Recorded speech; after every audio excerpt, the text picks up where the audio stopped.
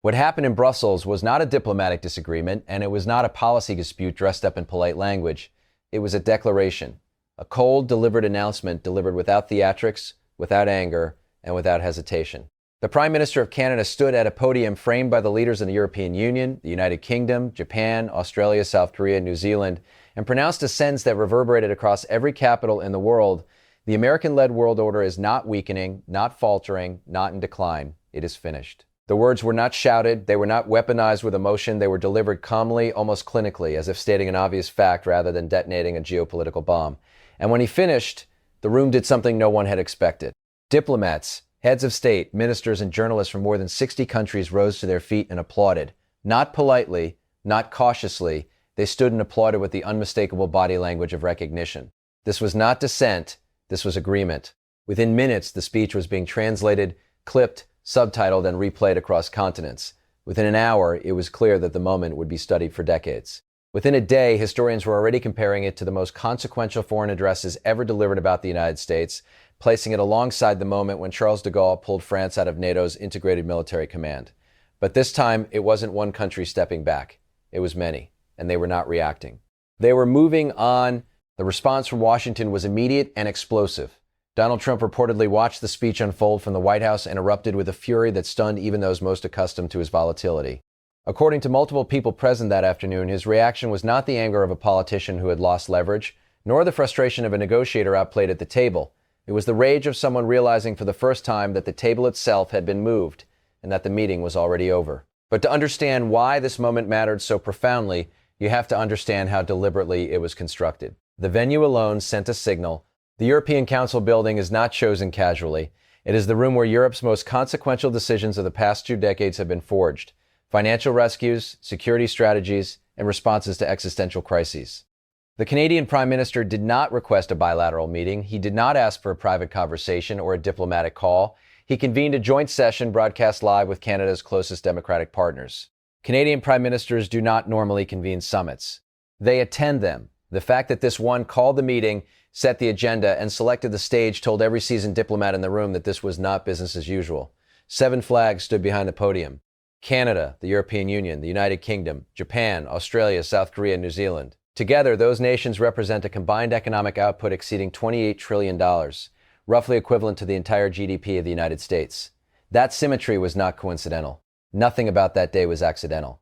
At precisely 10:14 a.m. Central European Time, the Prime Minister stepped forward. He wore a dark suit, no flag pin, no visible notes. He did not glance at the assembled leaders beside him. He looked directly into the camera. Not at the room, at the world. And he began in a tone journalists would later describe as frozen calm. For 80 years, he said, the democratic world had operated on a single foundational assumption, that the United States of America would lead. That American power, American institutions, and American commitments would provide the stable foundation upon which allies could build their security, their prosperity, and their democratic systems. That assumption had survived the Cold War, the fall of the Berlin Wall, the shock of September 11th, global financial collapse, and even a pandemic that shut down the world. Then he paused, and in that pause, something shifted. That assumption, he said, no longer holds. The silence that followed was not emptiness, it was weight. The kind of silence that presses against your chest, the kind that tells you something irreversible has just been said aloud. He continued with precision. No nation, he explained, can build its national security on a foundation that changes with every election cycle. No economy can rely on trade agreements that may be torn up within 4 years of being signed. No democratic institution can remain strong while depending on a partner whose commitment to shared values has become unpredictable, transactional, and conditional. For years, he said, Canada and its allies had tried every path available: dialogue, negotiation, patience. They absorbed tariffs, endured public insults, tolerated broken agreements, and waited, hoping that the America they had known for decades would return. They waited through withdrawals from international institutions. They waited through the public questioning of alliances built through shared sacrifice, sometimes paid for in blood. And then came the line that reframed everything. At some point, waiting itself became a form of irresponsibility, because while allies waited for Washington to regain reliability, their citizens paid the price. Economies absorbed shocks.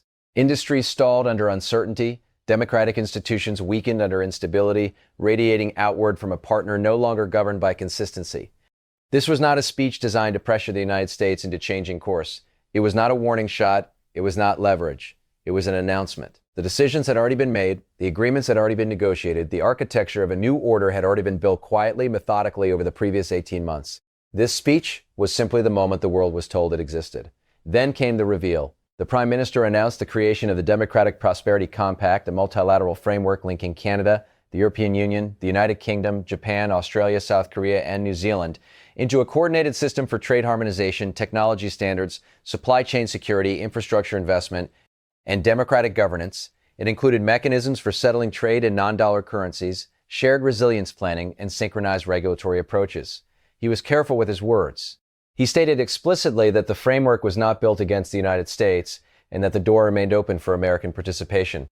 But everyone in the room understood what that meant. The door was open in the way a door remains open after a funeral. Technically accessible, but the ceremony already concluded. Then he delivered the sentence that raced across the world. The era of assuming permanent American leadership, he said, is over. It did not end because of an external enemy. It ended because of choices made in Washington. He did not raise his voice. He did not need to. Applause began before he finished speaking. First from the European Commission president, then the British Prime Minister, then Japan's leader. Within seconds, the entire room stood. Only one person remained seated, the American ambassador. This was not criticism. It was a eulogy. Back in Washington, the reaction bordered on meltdown.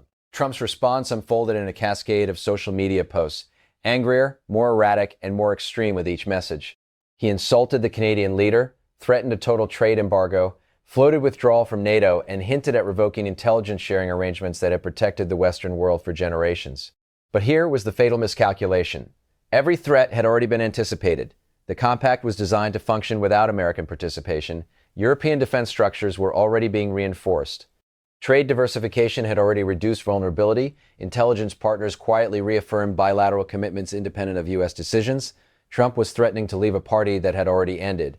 And then something happened that truly stunned the financial world.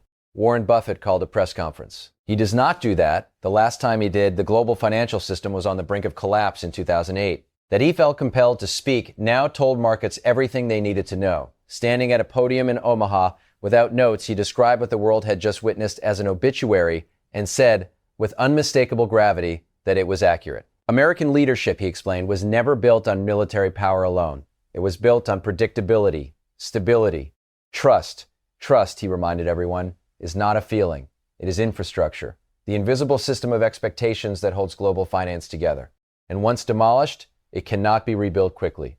For 70 years, that trust had been constructed through consistent behavior, and in just a few years, he said, it had been dismantled.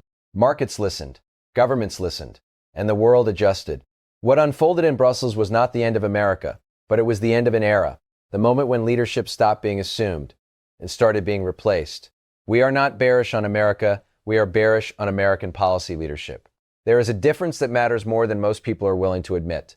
A country is not the same thing as the individuals who temporarily govern it. Nations endure, administrations pass, but right now the people entrusted with governing the United States have made it a less reliable place to invest, to partner with, and to plan around than at any point in my 70-year career. That is not an ideological statement. It is not partisan. It is empirical. He paused after saying it long enough for the room to absorb the weight of what had just been admitted aloud, and then he said something no one expected, something that cut through every abstraction and landed with surgical clarity. When a Canadian Prime Minister can stand on a stage in Brussels and declare the American-led order dead, and a room filled with America's closest allies responds not with shock, not with outrage, but with applause, that tells you everything you need to know about where we are. The applause, he said, was not anti-American. It was not hostile. It was honest. It was the sound of friends who had been disappointed too many times finally deciding to stop pretending otherwise. And honesty, especially when it hurts, is something mature nations should be grateful for. He closed with a sentence that financial commentators immediately began calling the most consequential line he had delivered since the crisis of 2008. Empires, he said, do not collapse because of their enemies. They collapse because they stop being worth following. Today, the world told us it has found somewhere else to go. The only remaining question is whether we have the humility to understand why. What made the moment so devastating was that none of it came out of nowhere. The Canadian Prime Minister's declaration in Brussels was not a spontaneous break or a dramatic flourish. It was the final act in a pattern that had been forming in plain sight for years, a pattern of alliance erosion so consistent and so relentless that future historians may struggle to understand how anyone was surprised when the rest of the world finally said enough. It began, unmistakably, with NATO. The alliance that had preserved peace in Europe for 3/4 of a century rests on a single sacred promise. Article 5, the commitment that an attack on one member is an attack on all. That clause is not symbolic. It is the beating heart of the Western security order, and yet it was publicly questioned, not once, but repeatedly by Donald Trump, in press conferences, in interviews, in rallies, and in off-the-cuff remarks that ricocheted across Allied capitals. Each time the question was raised, it sent the same message.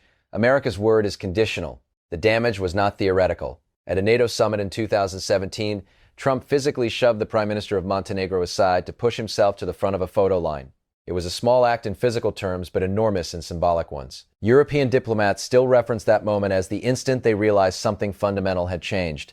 This was no longer an alliance of equals bound by shared sacrifice. It was being reframed as a transaction, with loyalty measured in payments and protection treated like a service rendered by a bouncer at a private club. From there, the pattern accelerated. Trade agreements that had taken years to negotiate were abandoned with breathtaking speed.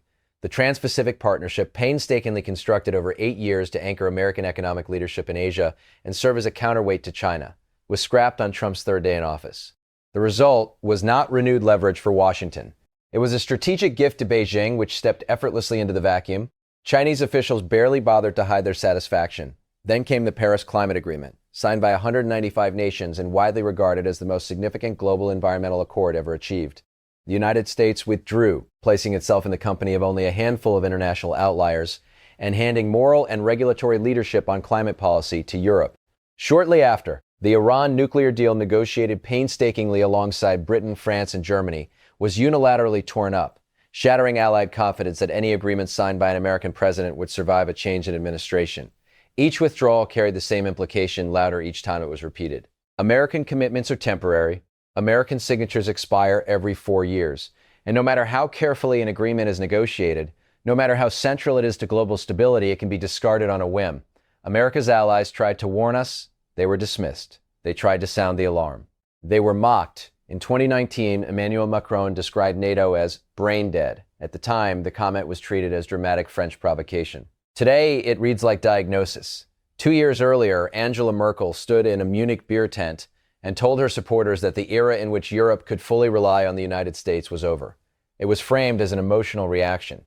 In retrospect, it was one of the most restrained warnings in modern diplomatic history. Canada's own Prime Minister was caught on a hot mic at a NATO gathering laughing with allied leaders about Trump's behavior.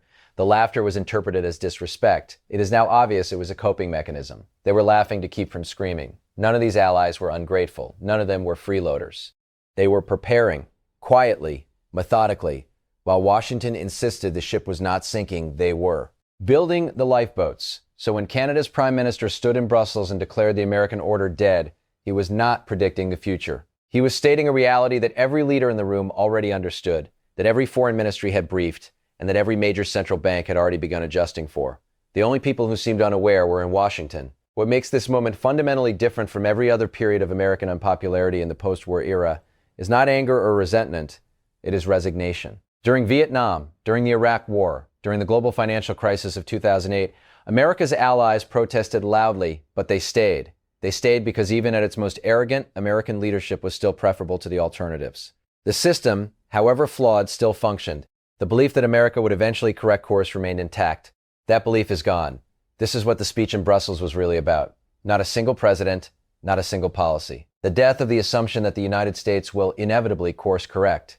The democratic world looked at the pattern: tariffs, threats, broken agreements, the embrace of authoritarians, the erosion of democratic norms, and concluded that this was not an aberration. It was the new normal, and no serious country can base its national security or economic future on a partner whose behavior has become fundamentally unpredictable. This time, they are not waiting. They are leaving, and they have already built something to replace what they left behind. The Democratic Prosperity Compact is not symbolic. It is not a protest. It is a functioning multilateral framework with signed agreements, institutional structures, and enforcement mechanisms already in motion. Its combined GDP, Canada, the European Union, the United Kingdom, Japan, Australia, South Korea, and New Zealand exceeds $28 trillion, roughly equivalent to the entire economic output of the United States. They did not build an alternative to American leadership. They built the successor. And the most consequential part of the agreement is buried deep in its technical annexes, far from the headlines. Provisions allowing international trade to be settled in non-dollar currencies, euro-denominated energy contracts, yen-denominated technology transfers, A new multilateral clearing mechanism administered jointly by European financial institutions that allows members to trade without routing transactions through the American financial system at all. This is not symbolism. This is infrastructure. Since 1944, the US dollar has been the world's reserve currency. That status, established at Bretton Woods, created extraordinary demand for dollars, allowing the United States to borrow cheaply, run massive deficits, and project economic power far beyond what its domestic economy alone would support. Economists call it the exorbitant privilege. That privilege rests on trust. Trust that the United States will honor its obligations, trust that its policies will remain stable, trust that tomorrow's America will resemble today's. What died in Brussels was not goodwill, it was that trust. If global trade begins to shift away from the dollar, even gradually, the consequences will not be abstract. Higher interest rates, more expensive mortgages, increased borrowing costs, inflationary pressure as overseas dollars flow home. These are not distant hypotheticals. They are mechanical outcomes. And the cruel irony is this: Beijing understood immediately what Washington did not. China welcomed the speech.